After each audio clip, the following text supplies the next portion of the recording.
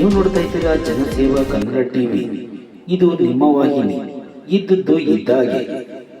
October 4ರಿಂದ 7ರವರೆಗೆ Srirangapatna Dasara. Srirangapatna ದಸರೆಯನ್ನು ಈ ಬಾರಿ October 4ರಿಂದ 7ರವರೆಗೆ ವಿಜೃಂಭಣೆಯಿಂದ ಆಚರಿಸಲಾಗುವುದು ಎಂದು ಕೃಷಿ ಹಾಗೂ ಜಿಲ್ಲಾ ಉಸ್ತುವಾರಿ ಸಚಿವರಾದ ಎನ್ ಚೆಲುವರಾಯಸ್ವಾಮಿ ಅವರು ತಿಳಿಸಿದರು. ಅವರು ಇಂದು ಜಿಲ್ಲಾ ಪಂಚಾಯತ್ನ ಕಾವೇರಿ ಸಭಾಂಗಣದಲ್ಲಿ ನಡೆದ ಶ್ರೀರಂಗಪಟ್ಟಣ ದಸರಾ ಮಹೋತ್ಸವ 2024ರ ಲೋಗೋ ಬಿಡುಗಡೆ ಮಾಡಿ ಮಾತನಾಡಿದರು.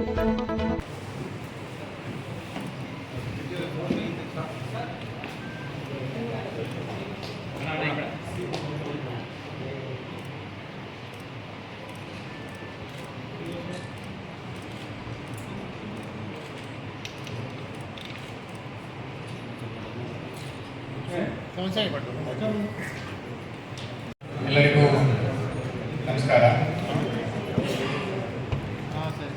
ಪ್ರತಿ ವರ್ಷದಂತೆ ಈ ವರ್ಷವೂ ಕೂಡ ಶ್ರೀರಂಗಪಟ್ಟಣದ ದಸರಾ ಆಚರಣೆ ಸಂಬಂಧವಾಗಿ ನಾವು ಇವತ್ತು ಲೋಗೋ ಬಿಡುಗಡೆ ಕಾರ್ಯಕ್ರಮವನ್ನು ಹಮ್ಮಿಕೊಂಡಿದ್ದೇವೆ.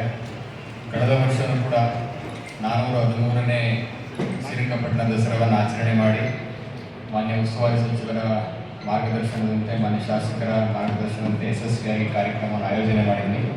ಈ ವರ್ಷ 414ನೇ ದಸರಾ ಕಾರ್ಯಕ್ರಮವನ್ನು ಆಯೋಜನೆ ಮಾಡ್ತಾ ಇದ್ದಾರೆ. ಈಗಾಗಲೇ ಒಂದು ಸಭೆ ಮಾಡಿದ್ದೇವೆ, ಈಗಾಗಲೇ ಹಲವು ಸಮಿತಿಗಳನ್ನು ಕೂಡ ರಚನೆ ಮಾಡಿದ್ದೇವೆ.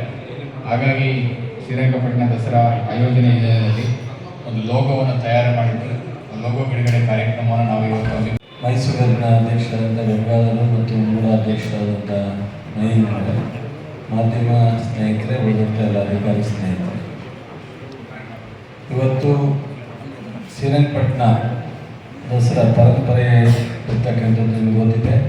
ಮೈಸೂರು ದಸರಾಕ್ಕಿಂತ ಮೊದಲು ಶ್ರೀರಂಗಪಟ್ಟಣದಲ್ಲಿ ದಸರಾವನ್ನು ನಡೆಸ್ತಿದ್ದು, ಅದಾದ ನಂತರ ಮೈಸೂರಿಗೆ ಶಿಫ್ಟ್ ಆಗಿರ್ತಕ್ಕಂಥದ್ದು. ಕಳೆದ ಬಾರಿ ನಮಗೆ ಬರಗಾಲ ಇದ್ದು ಸಾಂಸ್ಕೃತಿಕ ಉತ್ಸವ, ನಾಡಿನ ದಸರಾ ಇಡೀ ರಾಜ್ಯ ಅಲ್ಲ, ರಾಷ್ಟ್ರ ಅಲ್ಲ, ಅಂತಾರಾಷ್ಟ್ರೀಯ ಮಟ್ಟಕ್ಕೆ ಪ್ರಸಿದ್ಧವಾದಂಥ ನಾಡ ಹಬ್ಬ. ಸೊ ಏನೇ ಸ್ಥಳೀಯವಾಗಿ ಈ ಥರದ್ದು ಏರುಪೇರು ಇದ್ರೂ ನಾವು ನಾಡಿನ ಹಬ್ಬವನ್ನು ನಾವು ಆಚರಣೆ ಮಾಡ್ತಕ್ಕಂಥದ್ದು, ಚಾಮುಂಡಿ ಅಮ್ಮನ ಪೂಜೆ ಮಾಡ್ತಕ್ಕಂಥದ್ದು ಈ ನಾಡಿನ ಕಲ್ಯಾಣಕ್ಕೋಸ್ಕರ ಒಳ್ಳೆಯದು ಅನ್ನೋ ದೃಷ್ಟಿಯಿಂದ ಬರಗಾಲ ಇದ್ರೂ ಸಹ ಮೈಸೂರು ಮತ್ತು ಶ್ರೀರಂಗಪಟ್ಟಣ ದಸರಾ ಮತ್ತು ಕೊಡಗು ಮಾಡ್ತಕ್ಕಂಥ ದಸರಾವನ್ನು ಹಿಂದಿನ ಸರ್ಕಾರ, ಮಾನ್ಯ ಮುಖ್ಯಮಂತ್ರಿಗಳು, ಉಪಮುಖ್ಯಮಂತ್ರಿಗಳು ನೇತೃತ್ವದಲ್ಲಿ ನಾವೆಲ್ಲರೂ ಆಚರಣೆಯನ್ನು ಮಾಡಿದ್ವಿ. ವಿಶೇಷವಾಗಿ ಶ್ರೀರಂಗಪಟ್ಟಣ ಕ್ಷೇತ್ರದ ಶಾಸಕರಾದಂಥ ರಮೇಶ್ ಬಾಬು ಬಂಡಿಸಿದ್ದೇಗೌಡರು ಈ ಬಾರಿ ಕಳೆದ ಬಾರಿನೇ ಒಂದು ಸ್ವಲ್ಪ ಭಾಳ ವಿಜೃಂಭಣೆಯಿಂದ ಮಾಡಬೇಕು ಅಂತೇಳಿ ಒತ್ತಾಯ ಮಾಡ್ತಿದ್ರು ಸರ್ಕಾರದ ಮೇಲೆ. ಕಳೆದ ಬಾರಿ ಸ್ವಲ್ಪ ವಿಧಿ ಲಿಮಿಟ್ ಒಳಗಡೆ ಮಾಡ್ತಕ್ಕಂಥದ್ದು ಸೂಕ್ತ ಅಂತೇಳಿ ಮೊನ್ನೆ ಮುಖ್ಯಮಂತ್ರಿಗಳು ಸಹ ಅವ್ರಿಗೂ ಸಲಹೆಯನ್ನು ಕೊಟ್ಟು ಮಾಡಿಸಿದ್ರು. ಈ ಬಾರಿ ಸ್ವಲ್ಪ ಲಿಬರಲ್ ಆಗಿ ಅವ್ರು ಏನು ಕಲ್ಪನೆ ಇದೆ ಅವರ ಮನಸ್ಸಿನಲ್ಲಿ ಅದರಂತೆ ಮಾಡಲಿಕ್ಕೆ ಸ್ವಲ್ಪ, ತುಂಬ ಅಲ್ಲ, ಸ್ವಲ್ಪ ಮಟ್ಟಿಗೆ ಲಿಬರಲ್ ಆಗಿ ಮಾಡಲಿಕ್ಕೆ ಮುಖ್ಯಮಂತ್ರಿಗಳು ಅನುಮತಿಯನ್ನು ಕೊಟ್ಟಿದ್ದಾರೆ.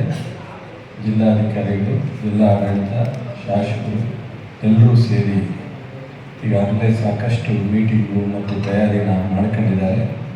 ನಾನು ಊರಿನಲ್ಲಿರಲಿಲ್ಲ, ಅಮೆರಿಕಕ್ಕೆ ಹೋಗೋದ್ರಿಂದ ಮೊನ್ನೆ ಬಂದ ನಂತರ ಸ್ವಲ್ಪ ಬೇರೆ ಬೇರೆ ಕೆಲಸದಲ್ಲಿ ಎಂಗೇಜ್ ಆಗಿದ್ದರಿಂದ ಇವತ್ತು ನಾವು ಮೈಸೂರಿನಲ್ಲಿ, ಬೆಂಗಳೂರಿನಲ್ಲಿ ಲೋಗೋ ಬಿಡುಗಡೆ ಮಾಡೋದು ಸೂಕ್ತ ಅಲ್ಲ ಅಂತೇಳಿ ಇವತ್ತು ಬಿಡುಗಡೆ ಮಾಡಿದ್ದೀವಿ. 4ನೇ ತಾರೀಕು 5, 6, 7 4 ಡೇಸ್. ಹಿಂದೆ 3 ದಿವಸ ಮಾಡ್ತಾಯಿದ್ದ, ಇವತ್ತು 1 ದಿವಸ ಎಕ್ಸ್ಟೆಂಡ್ ಮಾಡಿದ್ದಾರೆ. 4 ದಿವಸ ಈ ಕಾರ್ಯಕ್ರಮ. ಅದಕ್ಕೆಲ್ಲ ಜಿಲ್ಲಾಧಿಕಾರಿಗಳು ಅವರು ಕೂತ್ಕೊಂಡು ಪ್ಲ್ಯಾನ್ ಮಾಡ್ತಾರೆ. ಸೊ ಎಲ್ಲ ಸಂಪೂರ್ಣವಾಗಿ ಅವರಿಗೆ ಜವಾಬ್ದಾರಿಯನ್ನು ಆಥರೈಸ್ ಮಾಡಿದ್ದೀವಿ. ಅವರು ಯಾವ್ಯಾವ ಕಾರ್ಯಕ್ರಮ ಯಾವತ್ತು ಯಾವ ರೀತಿ ಸಾರ್ವಜನಿಕರಿಗೆ ಈ ಒಂದು ಹಬ್ಬದ ವಾತಾವರಣವನ್ನು ಮತ್ತು ಪರಂಪರೆಯನ್ನು ಉಳಿಸ್ತಕ್ಕಂಥದ್ದು ಮಂಡ್ಯ ಜಿಲ್ಲೆ ಕೀರ್ತಿಯನ್ನು ಸ್ವಲ್ಪ ಹೆಚ್ಚಿಸ್ತಕ್ಕಂಥ ರೀತಿಯಲ್ಲಿ ಮಾಡ್ತಕ್ಕಂಥದ್ದಿದೆ. ಸೊ ನಾನು ಈಗಾಗಲೇ MLA ಅವರಿಗೆ, ಜಿಲ್ಲಾಧಿಕಾರಿಗಳಿಗೆ ಮಾತನಾಡಿದರೆ ಎಲ್ಲ ಅಧಿಕಾರಿಗಳು ಸಹ ಈ ಜವಾಬ್ದಾರಿಯನ್ನು ತಗೊಂಡು ಮಾಡ್ತಾರೆ. ಕಳೆದ ಬಾರಿ ರಾಜಮಾತೆಯವರನ್ನು ಉದ್ಘಾಟನೆ ಕರೆದಿದ್ದು, ಈ ಬಾರಿ ಯಾರು ಅಂತ ಹೇಳಿ ನೀವು ನಿಗದಿ ಮಾಡಿಲ್ಲ. ಇನ್ನೊಂದು 2-3 ದಿವಸದಲ್ಲಿ ಮಾತನಾಡಿ ಸೊ ನಿಗದಿ ಮಾಡ್ತೀವಿ. ಅವರನ್ನು ಸಹ ಇನ್ವೈಟ್ ಮಾಡಿ ಯಾರಾದರೂ ಸೂಕ್ತವಾದಂಥ ಸೊ ವ್ಯಕ್ತಿಗಳ ಕೈಯಲ್ಲಿ ಉದ್ಘಾಟನೆ ಮಾಡ್ತಕ್ಕಂಥ ಕೆಲಸವನ್ನು ನಾವು ತೀರ್ಮಾನವನ್ನು ಮಾಡ್ತೀವಿ. ಈಗಾಗಲೇ ನಿಮಗೆ ಗೊತ್ತಿರೋ ಹಾಗೆ ಏನು ಮತ್ತು ನಮ್ಮ ವಾರಣಾಸಿನಲ್ಲಿ ಮತ್ತು ಹರಿದ್ವಾರದಲ್ಲಿ ಗಂಗಾ ಆರತಿ ಭಾಳ ನೂರಾರು ವರ್ಷದ ಇತಿಹಾಸದಲ್ಲಿ ನಡೀತಾ ಇದೆ. ಅದೇ ರೀತಿ ಕಾವೇರಿ ಆರತಿಯನ್ನು ಮಾಡಬೇಕು ಅಂತೇಳಿ ನಮ್ಮ ನೀರಾವರಿ ಸಚಿವರಾದಂಥ ಉಪಮುಖ್ಯಮಂತ್ರಿಗಳಾದಂಥ DK ಶಿವಕುಮಾರ್ ಅವರು ಭಾಳ ಆಸಕ್ತರಾಗಿ ನಮ್ಮನ್ನೆಲ್ಲರೂ ಇದೊಂದು ಯಾಕೆ ಮಾಡಬಾರ್ದು ಅಂತ ಚರ್ಚೆ ಮಾಡಿದಾಗ ನಾವು ಸಹ ಭಾಳ ಸಂತೋಷದಿಂದ ಇದೊಂದು ಒಳ್ಳೆಯ ಕೆಲಸ, ಆದಷ್ಟು ಬೇಗ ತೀರ್ಮಾನ ತಗೊಂಡು ಈ ದಸರಾದಲ್ಲಿ ಮಾಡುವಂಥ ಕೆಲಸ ಮಾಡೋಣ ಅಂತ. ಅದಕ್ಕೋಸ್ಕರ ನಾಳೆ ಸೊ ನಾನು ಮತ್ತು ಶಾಸಕರು, ಅಧಿಕಾರಿಗಳು, ಸೊ ಒಂದಷ್ಟು ಜನ ಮಾಧ್ಯಮ ಸ್ನೇಹಿತರು, 28 ಜನ ತಂಡದ ನಾಳೆ ಸೊ ಮೊದಲನೇ ಹರಿದ್ವಾರಕ್ಕೆ ನಾಳೆ ಹೋಗ್ತಾ ಇದ್ವಿ. ಅಲ್ಲಿಂದ ವಾರಣಾಸಿ ನೋಡ್ಕೊಂಡು 22ಕ್ಕೆ ರಿಟರ್ನ್ ಬರ್ತೀವಿ. ಈ 2 ಕಾರ್ಯಕ್ರಮಗಳ ಬಗ್ಗೆ ತಮಗೆ ತಿಳಿಸ್ಲಿಕ್ಕೆ ಇಷ್ಟಪಡ್ತೀನಿ. ಎಲ್ಲರಿಗೂ ನಮಸ್ಕಾರ. ಒಳ್ಳೆಯದಾಗಿ ಸಬ್ಸ್ಕ್ರೈಬ್ ಬಟನ್ ಮೇಲೆ ಕ್ಲಿಕ್ ಮಾಡಿ ಹಾಗೂ ನಮ್ಮ ಹೊಸ ವಿಡಿಯೋ ನೋಟಿಫಿಕೇಷನ್ಗೋಸ್ಕರ ಪಕ್ಕದಲ್ಲಿ ಕಾಣುವ ಬೆಲ್ ಬಟನ್ ಮೇಲೆ ಕ್ಲಿಕ್ ಮಾಡಿ ಹಾಗೂ ಲೈಕ್ ಮಾಡಿ, ಶೇರ್ ಮಾಡಿ, ಕಮೆಂಟ್ ಮಾಡಿ.